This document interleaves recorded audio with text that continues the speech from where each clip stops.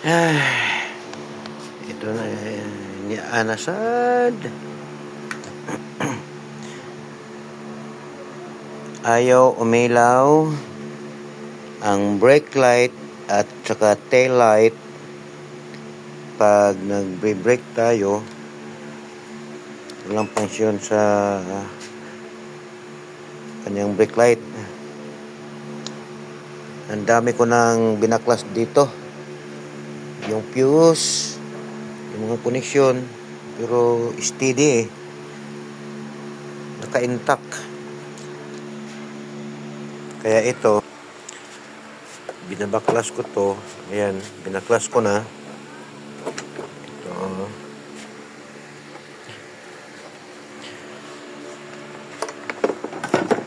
Ito yung kanyang pan. Maayos naman.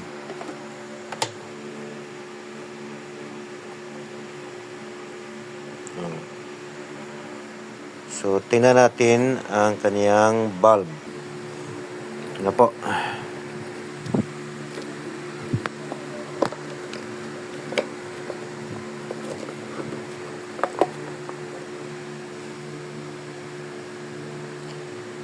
May function naman ang kanyang signal light. Dalawa. Kaso lang ang brake light at saka tail light, zero. Wala. Ito. Ayan.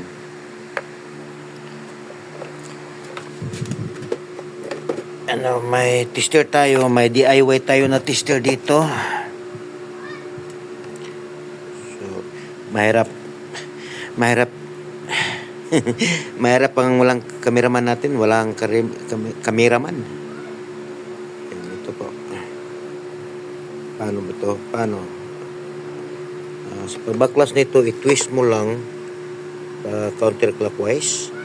Yun ba yun? Tingnan natin.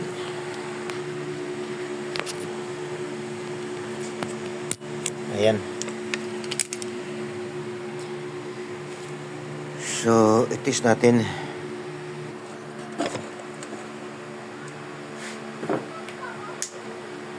Ito ang ating DIY na tester.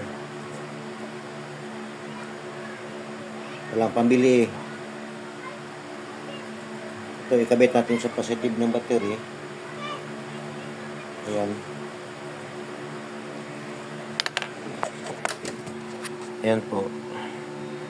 Yung positive side ng ating tester, ikabit natin sa positive terminal ng ating battery. Ayan. So, ito ang ating test lamp. Ayan.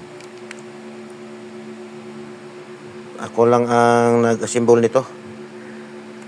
Gumagana naman. Ayan, i-testing natin. Ayan. Ito, negative. Isalpak natin kung umilaw ba yun yung ating test light. Ayan. So,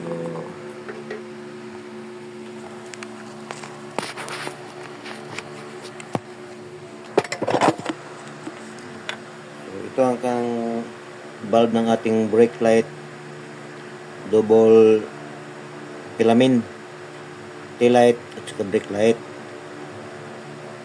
Tail light, brake light, ground. Okay. Ayan, i-testing natin. Para malaman natin kung wirings o balba ang sira. Ito, itapat natin sa negative terminal ng ating battery. Ayan. Ito lang ito na side. Kasi puro positive ito. Diyan pumupunta ang supply. Pag nag-brake tayo, diyan pumupunta. At saka nag-dim tayo. Basta puro positive ito. Ito dalawa. Kaya ito ang positive automatically. So, ayan. Test natin.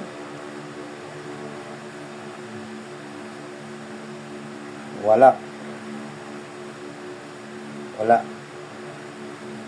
So, hindi makunan ng camera kasi walang humawak ng camera na sa cellphone natin. Wala tayong camera cellphone lang Kaya tapat natin to sa negative terminal ng ating battery. Ito. Saka galing sa positive, tapat natin dito. Ito. Wala. So, meron akong isang bulb dito. Compare natin. Ito yung positive. Ayan. Negative. Ayan, double filament din. Positive. Break or light. Ayan, tapat natin.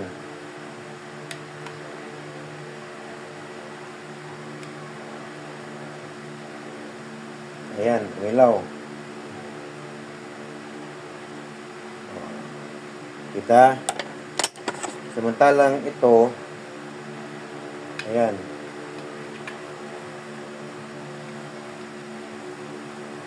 Wala. Pati yung tester natin ayaw umilaw. Ito. Yung test light ayaw umilaw. Kanya. Ayan, ulitin natin. Wala. Pero pag itong isa na good ang kanyang bulb, ayan, sigurado ko iilaw din ito. Ayan. Ayun.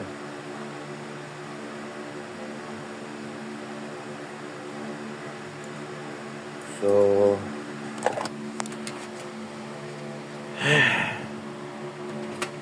ito palang sira. Tingnan natin maigi.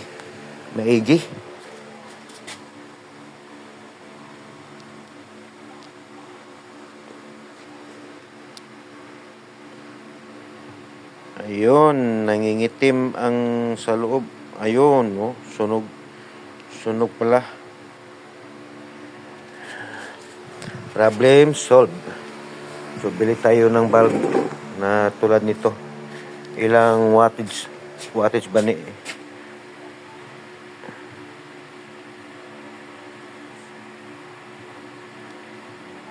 Dapat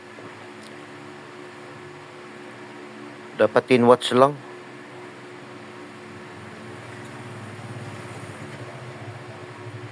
(12 by 10). 12 volts, 10 watts. Para di masyadong kumakain ng battery. So, subscribe, like, and share para sa part 2 nito. Salamat po.